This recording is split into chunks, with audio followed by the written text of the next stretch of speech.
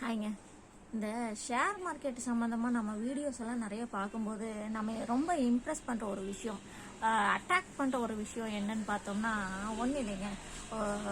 ஒரு ட்ரேடர் காலையில் எந்திரிச்சு வருவார், பால்கனி கிட்ட நிற்பார், அப்படியே லேக் வியூ ஹில் வியூ பார்ப்பார், ஒரு காஃபியை சிப் பண்ணுவார், 2 ட்ரேடிங் எடுப்பாங்க, போயிடுவாங்க.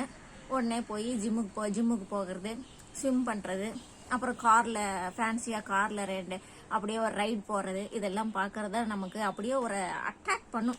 ஓ, அப்போ நம்மளும் ஷேர் மார்க்கெட்டுக்கு போனால் இந்த மாதிரி ஆயிடுமா, நம்மளும் இப்படி ஆயிடுவோமா அப்படின்ட்டு ஒரு எண்ணம் நமக்கு வரும்.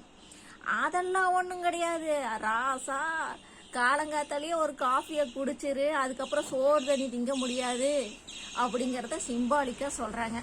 அதுக்கப்புறம் 2 என்ட்ரி எடுத்தோமா மார்க்கெட்டுக்கு, அதுலேருந்து வேற எங்கேயும் போக முடியாது.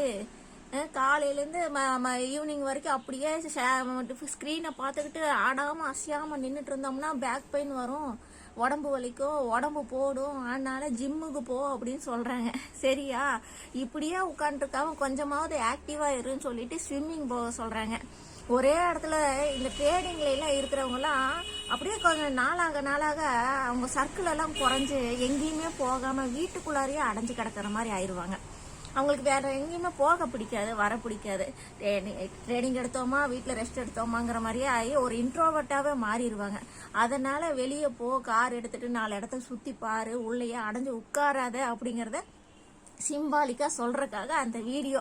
ஆனா நம்ம அதை பார்த்துட்டு ஒன்னு இம்ப்ரெஸ் ஆகி நானும் ஷேர் மார்க்கெட்ல இறங்குறேன், ஏர்ன் பண்றேன்னு சொல்லிட்டு வந்துருவோம். கிடையவே கிடையாது. சோறு தண்ணி சாப்பிட முடியாது, இறங்காது. சரியா?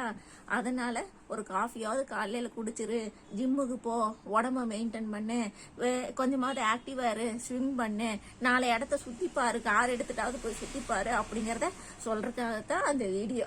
சரியா? இனிமே அந்த மாதிரி வீடியோ பாத்தீங்கன்னா இது அப்படி எடுத்துக்க கூடாது, இப்படித்தான் எடுத்துக்கணும் அப்படின்ட்டு தெரிஞ்சுக்கோங்க. எத்தனை பேர் நியூ இயர்க்கு புதுசா ஜிம்ல போய் ஜாயின் பண்ணிருக்கீங்க சொல்லுங்க பார்க்கலாம்.